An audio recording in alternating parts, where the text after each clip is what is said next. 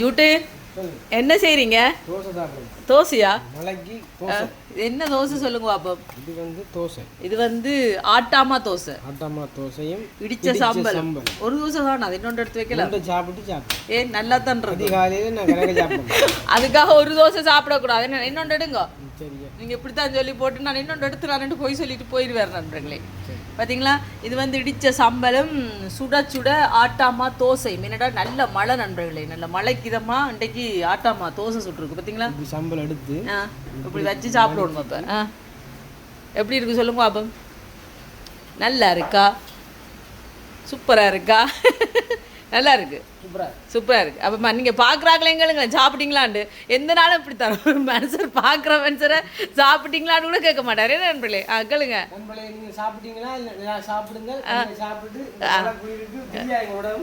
தெரியாது, எங்கள் வீட்டில் இருங்க. வீட்டில் இருந்தால் என்னென்னு சாப்பாடு வேணும், வேலைக்கு போத்தான் வேணும்.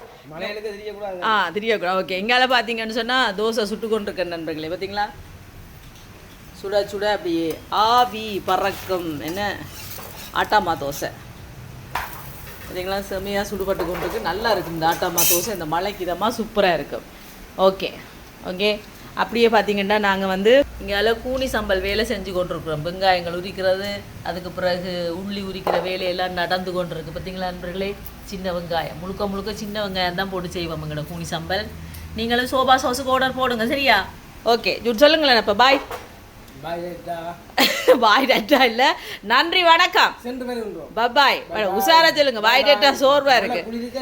வாயில அந்த வாயில இறுகிட்டா விரைச்சிட்டா கொஞ்சம் நேரம் போட. வெயில் வராது இன்றைக்கு வெயிலுக்கெல்லாம் சாத்தியமே இல்லை நண்பர்களே. செம்ம மழைங்க பாருங்க. கிளைமேட் எப்படி இருக்குன்னு பார்த்தீங்களா, அப்படி மழை, கடும் மழை. Okay bye.